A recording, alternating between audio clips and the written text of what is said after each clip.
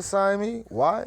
You think I don't know how to act? No, I just feel like the bullshit y'all put a nigga through is fucking bullshit. You know what I'm saying? Like, y'all sit here and talk about fucking the Gracies. Y'all fucking have a contribute to goddamn Matt fucking fat ass Hughes. You know what I mean? All this shit here, but what the fuck have I done for what the fuck? What the fuck is Charles Bennett goddamn it done for this goddamn sport? I'm just trying to figure it out.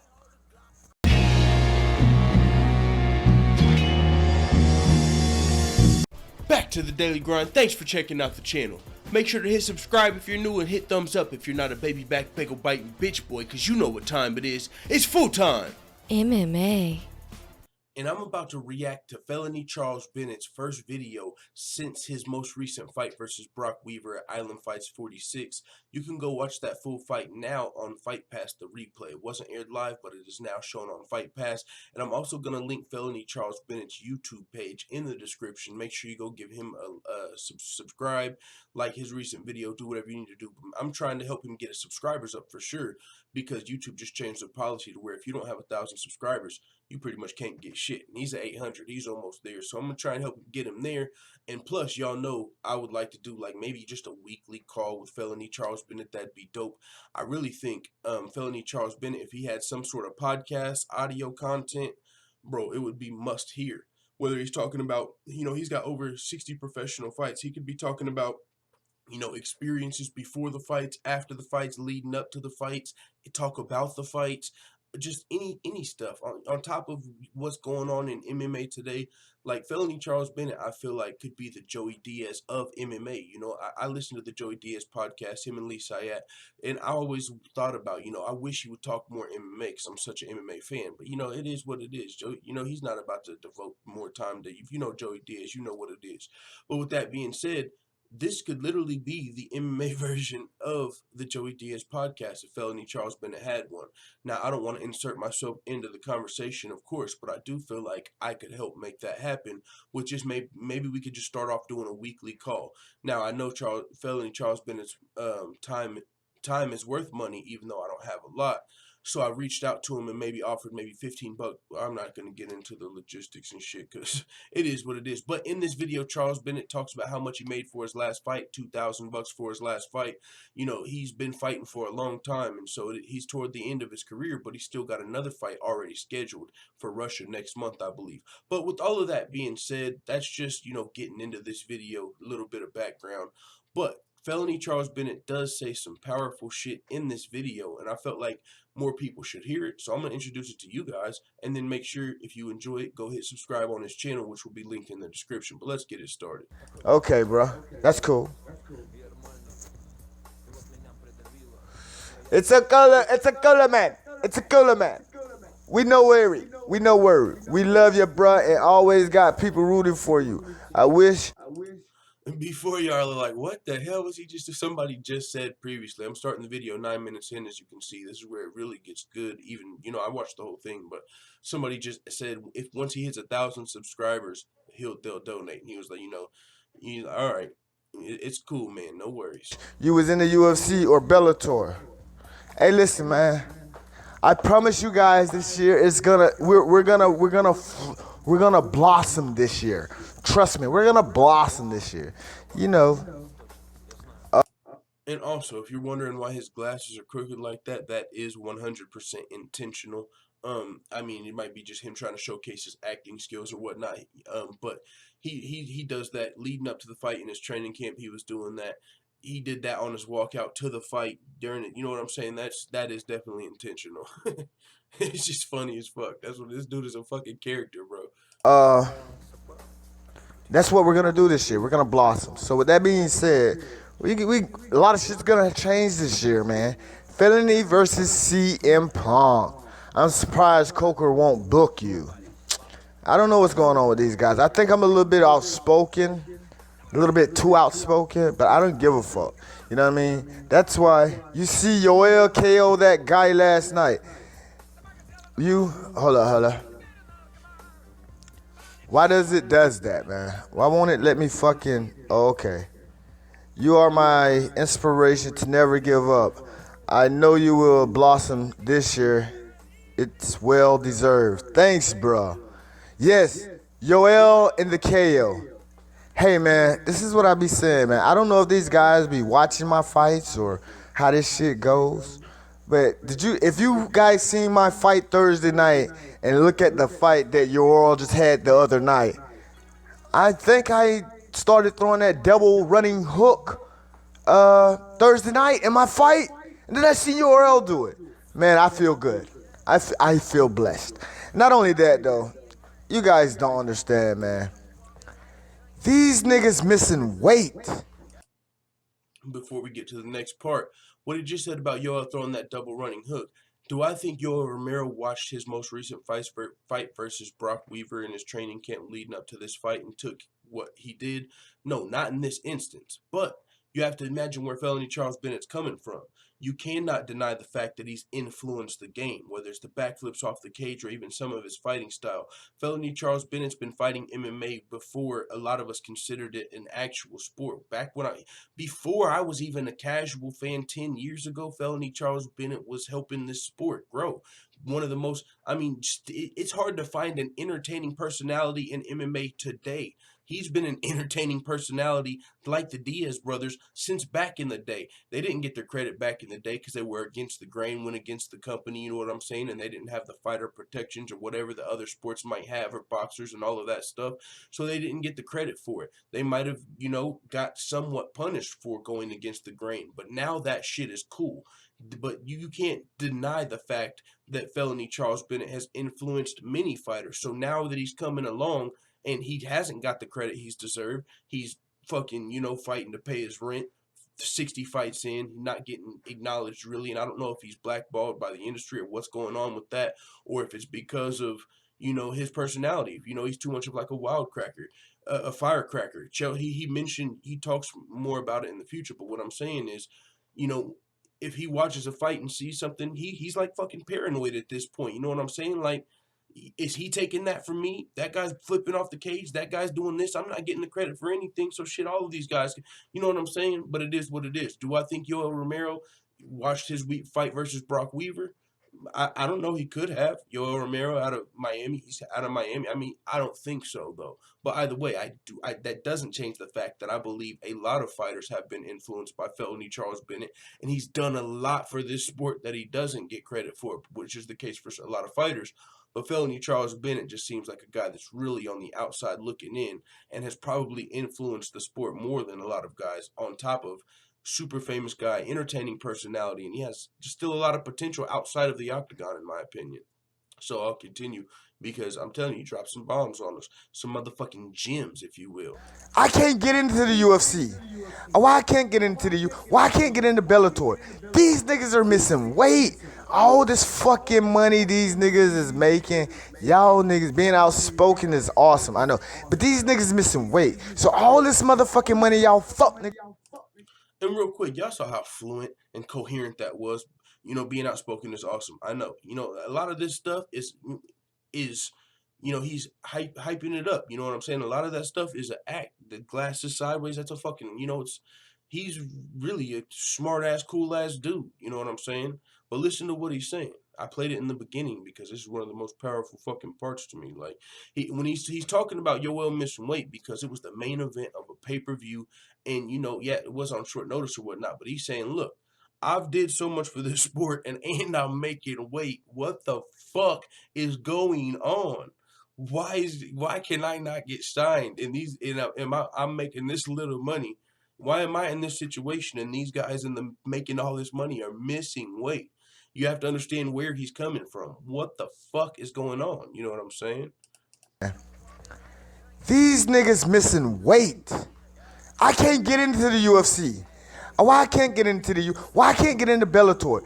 These niggas are missing weight. All this fucking money these niggas is making, y'all niggas being outspoken is awesome, I know. But these niggas missing weight. So all this motherfucking money y'all fuck niggas are getting paid, y'all niggas can't make motherfucking weight?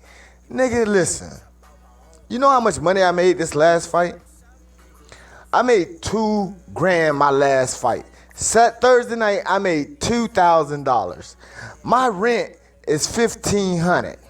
So guess what? Boom. I go and pay my $1,500 rent, and I still owe my landlord $180.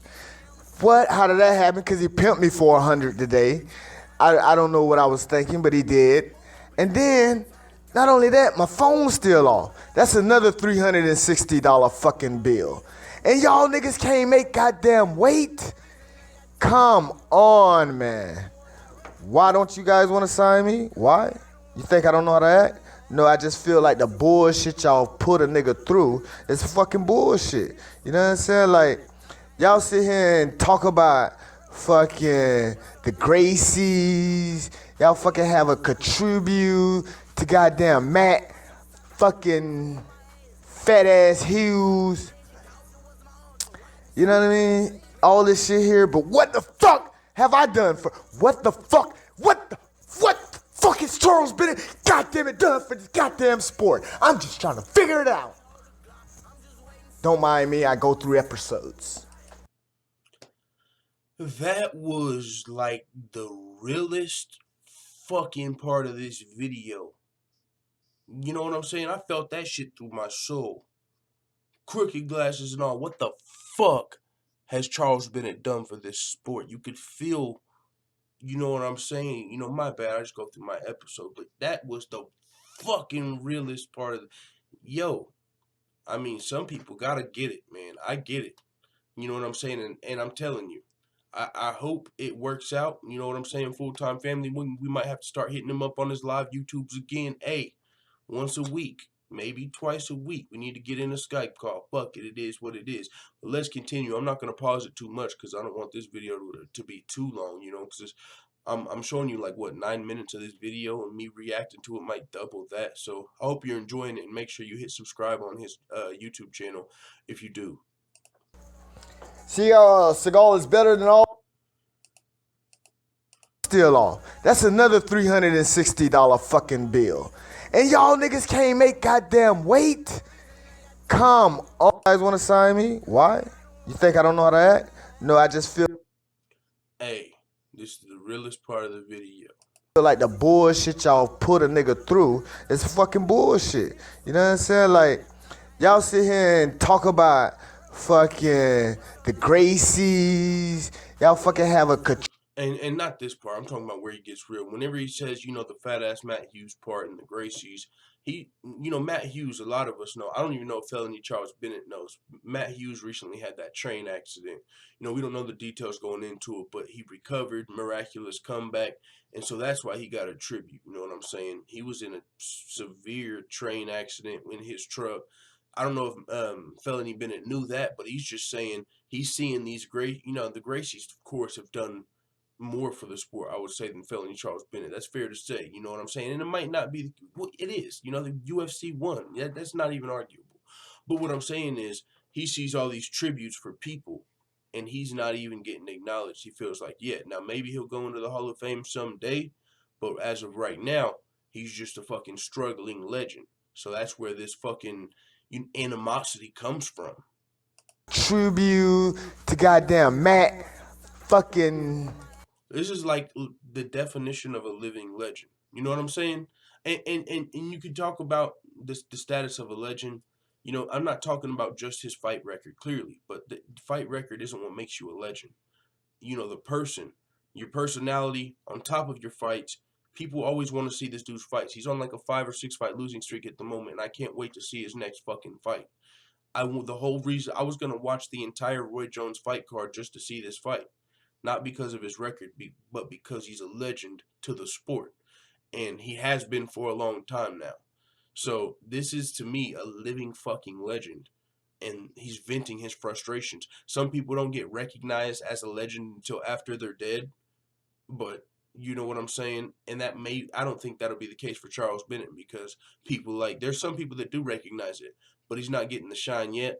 You know what I'm saying? Or I don't even know, you know, like the biggest MMA websites, you know what I'm saying? I don't think there's maybe been a couple of outlets that reported on his most recent fight, but you know what I'm saying? I didn't see much about it. So, I mean, I don't know what that is. And again, I might be getting myself into some shit, or I might not be, but I don't know if he's blackballed by the MMA community.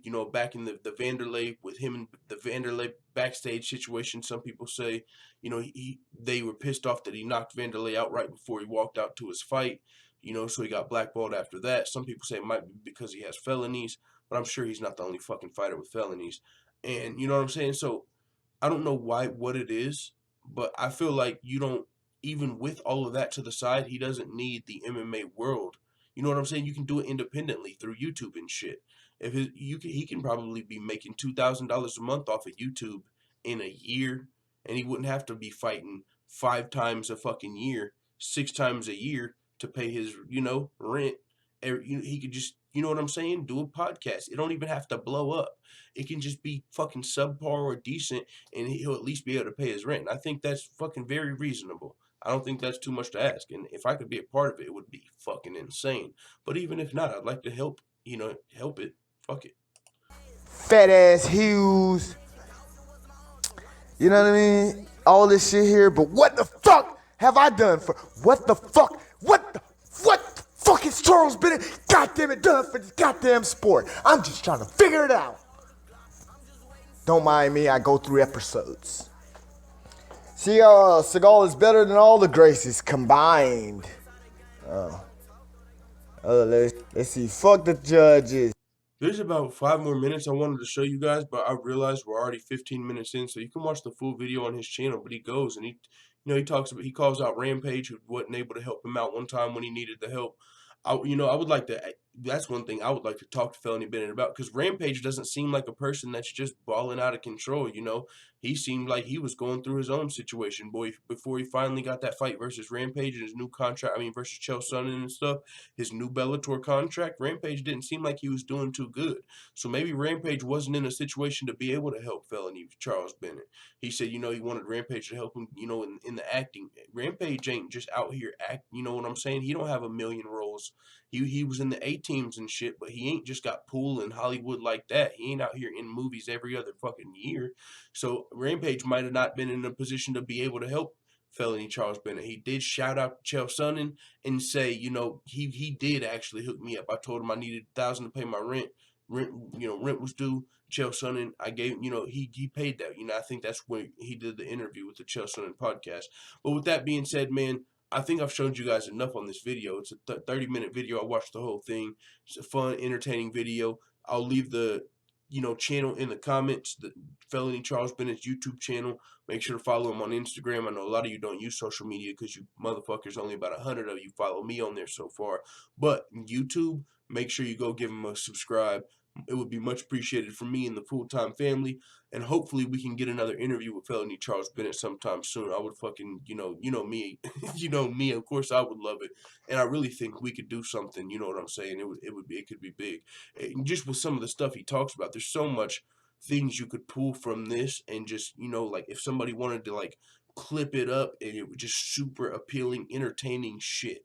So super dope video. It's called I Never Left the Sense on Felony Charles Bennett's YouTube page. So yeah, thanks for checking it out. Hopefully, if Felony Charles Bennett's watching, I message him on Instagram. Hopefully, I'll be able to talk to him soon. It is what it is. Let the full-time family know what you think in the comments. And if you didn't know, I did interview Felony Charles Bennett one time in the past. It was my second professional MMA fighter I ever interviewed in my 7 months as a channel. First Sean O'Malley, then Felony Charles Bennett. Two of the fucking dopest fighters out right now. I'm going to try and keep that streak alive. I'm not just trying to interview any fighters. I'm interviewing only the fucking coldest dudes that I actually want to get to know. I don't just want to, so hey, how was your next fight? And I don't know shit about you. I want to get to know you, and I can ask you, oh, so how'd you get into fighting? Okay, so, what do you think about this? Like, you know what I'm saying? I want to get to, I want to interview people I would like to get to know. And so my interview with Sean O'Malley and Felony Bennett have been fucking, you know what I'm saying, insane. So with that being said, it is what it is. Let the full-time family know what you think in the comments. I'm out.